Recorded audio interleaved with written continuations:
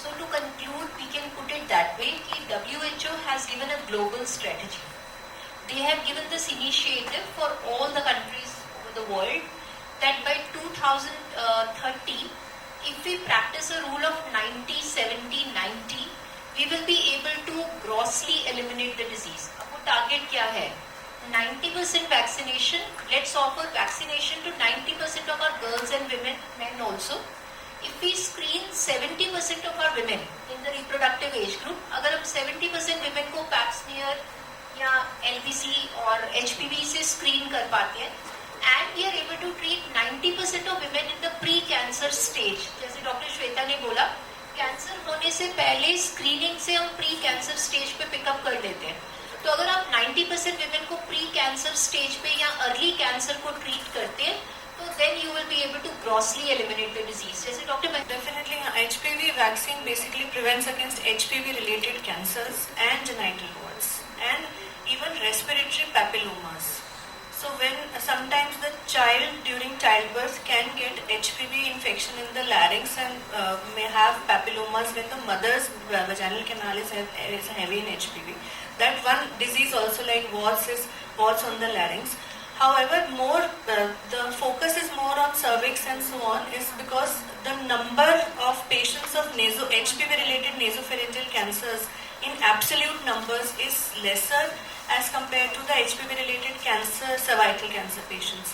But definitely nasopharyngeal cancers are important and they are rising actually. If we see the data of all nasopharyngeal cancers and HPV-related nasopharyngeal cancers, they are rising now across the globe, even in India also. We are getting even younger women who are getting nasopharyngeal cancers. And there is another thing, you will be surprised. So if you see the ACOG guidelines, they are saying that the cancer surgeons who are dealing with HPV-related cancers, so the head and neck surgeons and gynec surgeons, so they are at risk because HPV is now seen in the fumes when you are treating the HPV-related cancers. So yes, so that was. And sir, you rightly pointed out that men can get it from women. So what is happening is nowadays we are screening more and more women with the HPV. Initially we were not doing it. So when the wife comes out to be HPV positive, high risk or even low risk, then the male partners automatically ask, hey, ma'am, can I also get the vaccine? So that is how now we are offering vaccination to the male partners in the couples when the women are coming out as HPV positive. India, Gardasil 4 is not recommended for bias as per DCGI guidelines, but let's be very clear, that reason is not scientific, that is completely commercial. So the Gardasil 4 has been used in US, in Europe and Australia before Gardasil 9 was launched, and it is absolutely safe in boys.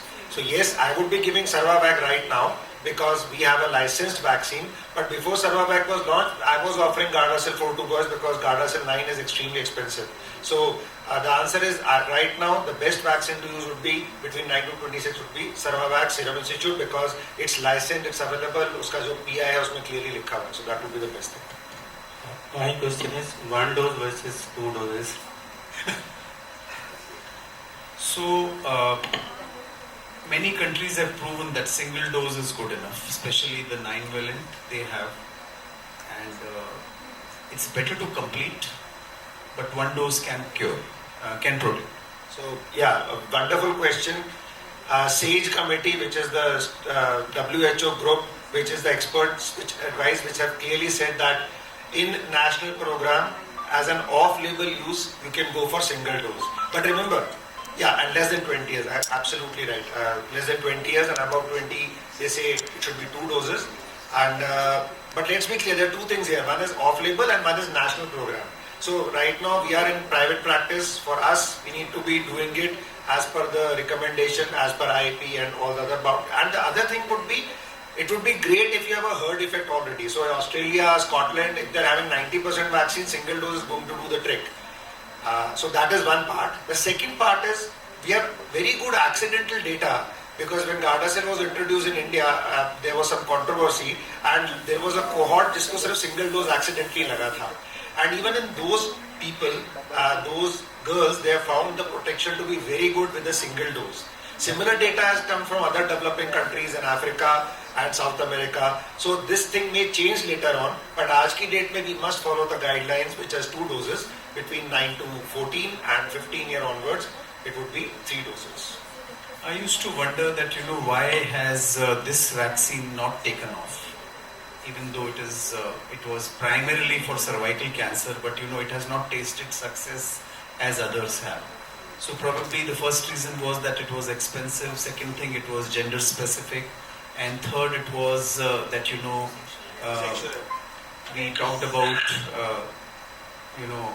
sexually active children will have it, but now that the cost factor should be taken care of, and if we promote it primarily as vaccine against cervical cancer as well as penile oropharyngeal anal cancer amongst the boys, it should, and I think it protects you from a far grave disease than any other, and it is a matter of a few thousand rupee versus a few lakhs and loss of life. This is what is the comparison.